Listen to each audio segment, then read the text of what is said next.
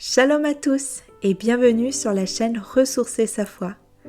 Je suis heureuse de vous retrouver pour un tout nouveau partage qui, je l'espère, renforcera vos cœurs. J'aimerais aujourd'hui vous partager une petite histoire que nous avons personnellement vécue, mon mari et moi, l'an dernier durant les préparatifs de la fête de Soukhot, aussi appelée fête des tabernacles ou des cabanes. Comme chaque année pour Soukhot, ma famille et moi avons l'habitude de commander auprès d'un ami et frère dans la foi un loulave. Qu'est-ce qu'un loulave ? C'est ce fameux bouquet composé de 4 plantes que la Torah nous ordonne de prendre pour Soukhot, comme il est dit en Lévitique 23:40. Le premier jour de Soukhot, vous prendrez de beaux fruits, des branches de palmier, des rameaux d'arbres touffus et des saules de rivière. Et vous vous réjouirez devant l'Éternel votre Dieu pendant 7 jours. De quoi exactement est composé ce bouquet ? Les sages d'Israël ont statué qu'il s'agit des 4 espèces suivantes. Nous trouvons premièrement l'étrog, que l'on appelle également le cédra, qui est ce fruit jaune qui ressemble à un citron. Nous avons le loulave, qui donne d'ailleurs son nom au bouquet complet, qui est une branche de palmier de dattier. Nous trouvons les hadassim, qui sont 3 branches de myrte, et enfin les haravot, qui sont 2 branches de saule. Ces 4 espèces sont réunies dans un même bouquet que l'on appelle loulave. C'est ainsi que chaque jour durant la fête de Soukhot, sauf le Shabbat, nous récitons une bénédiction sur ce bouquet et l'agitons en signe de joie. Le bouquet n'est valable que si les 4 espèces sont présentes et réunies. Après ce petit descriptif, je commence ici notre histoire. Nous sommes le vendredi matin, 29 septembre 2023, en plein dernier préparatif pour la fête de Soukhot qui allait commencer le soir même. Nous n'avions pas encore reçu notre loulave et l'attendions donc avec impatience.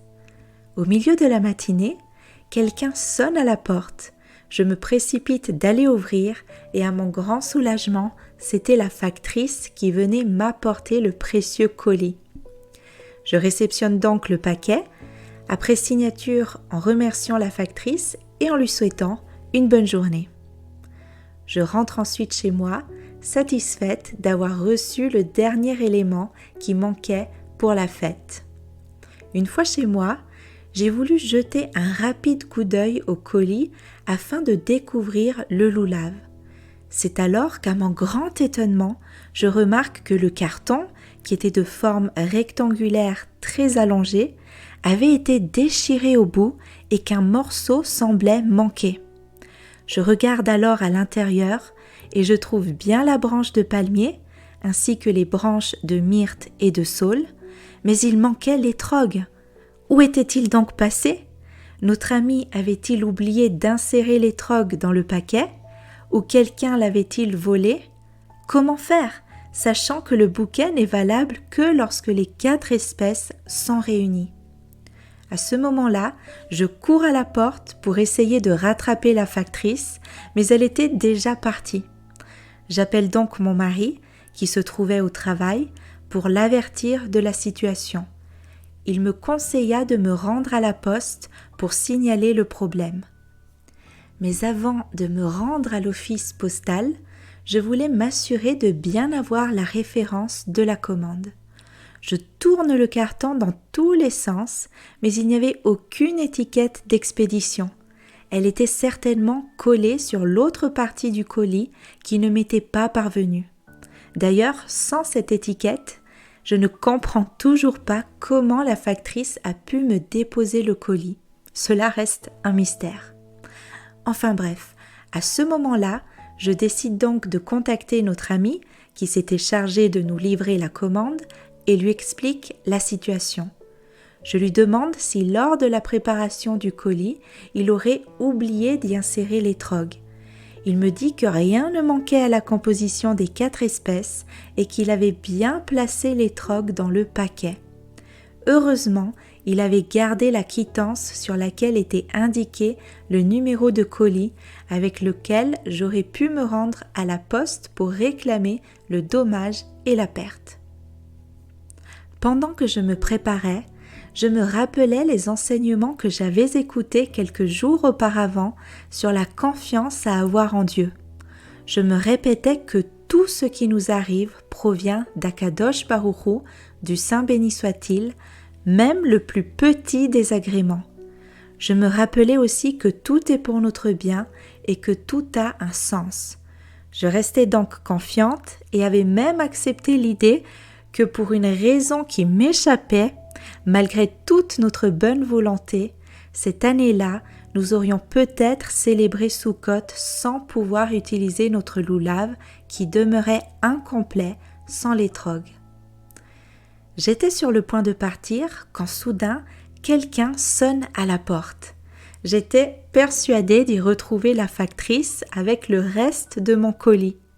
À ma grande surprise, c'était un policier qui se présenta devant moi et qui me dit en souriant « Bonjour madame, vous attendiez un colis, non?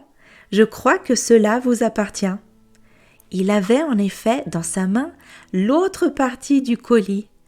Cette situation était tout à fait surprenante. Comment l'étrog avait-il fini dans les mains de ce gendarme? Il m'explique alors que ce matin-là, un monsieur avait retrouvé devant sa maison une boîte en carton qui ne lui appartenait pas. Ce monsieur s'était alors rendu à l'office de police pour restituer ce drôle de colis. C'est ainsi que de façon tout à fait inattendue et incroyable, en l'espace d'1 heure à peine, notre étrog perdu avait retrouvé son chemin, escorté par la police qui l'amena à bonne destination. Je me dis que cela aurait pu me prendre la journée entière, voire plusieurs jours afin de retrouver notre étrog. Car il arrive parfois que les colis perdus ou non distribués ne soient jamais retrouvés. De plus, nous n'avions plus beaucoup de temps pour en trouver un autre, car la fête de Soukhot allait commencer le soir même. Et dans son immense bonté et providence divine, Hachem, Dieu, a permis que l'on retrouve notre étrog dans un temps record et que l'on puisse ainsi terminer les derniers préparatifs dans la joie et avec sérénité. C'est ainsi que le soir même, grâce à Dieu, nous avions tout ce qu'il fallait pour bien débuter les festivités avec pour bonus cette drôle de petite histoire à raconter à table sous notre soukha qui a bien fait rire notre entourage. En plus du côté amusant de cette petite histoire, nous pouvons en tirer une très belle leçon de Emouna, de foi, que voici.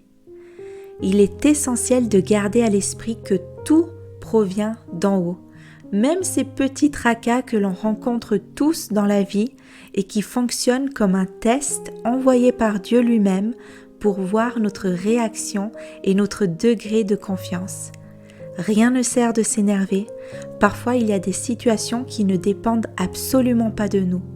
Quoi que nous fassions, il est primordial de nous tourner vers le Saint béni soit-il qui peut débloquer toutes les situations, peu importe leur niveau de difficulté. Ce n'est qu'en nous tournant totalement vers Hachem, vers Dieu, que nous permettons aux plus belles bénédictions de descendre sur nous et sur le monde entier. En poussant la réflexion un peu plus loin, nous pouvons trouver une autre leçon de vie tout aussi belle. Vous le savez certainement déjà, les sages d'Israël donnent plusieurs explications concernant les 4 espèces de loulav et leur signification. Au sujet de l'étrog, il est dit que comme ce fruit a bon goût et qu'il dégage une bonne odeur, il représente ainsi l'homme de foi, c'est-à-dire l'homme qui étudie la Torah, la parole de Dieu, et qui la met en pratique en produisant de bons fruits, c'est-à-dire de bonnes œuvres.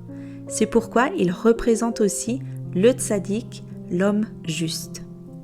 Pour revenir à notre histoire avec l'étrog, la morale que l'on peut en tirer, c'est de nous rappeler que celui qui étudie et qui met en pratique la Torah, en s'attachant au tzaddik par excellence, qui est Yeshua notre Messie, ne se perd jamais et finit toujours par retrouver le chemin de sa maison, à savoir la présence divine, comme il est dit.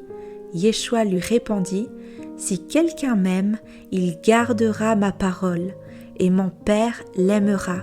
Nous viendrons à lui et nous ferons notre demeure chez lui. » Voilà les amis, j'espère que ce petit partage vous a donné quelques forces et encouragements. Si vous aussi vous avez une histoire à nous raconter qui dévoile la providence divine et les bontés infinies de l'Éternel notre Dieu, nous vous encourageons à nous écrire à notre adresse mail ressourcersafoi@gmail.com. C'est avec grand plaisir que nous lirons votre histoire et si vous nous le permettez, nous en ferons même un montage vidéo à partager sur notre chaîne YouTube afin d'encourager les frères et sœurs dans la foi. Je vous remercie pour votre écoute et vous dis à très bientôt avec l'aide de Dieu pour de nouveaux partages. Shalom.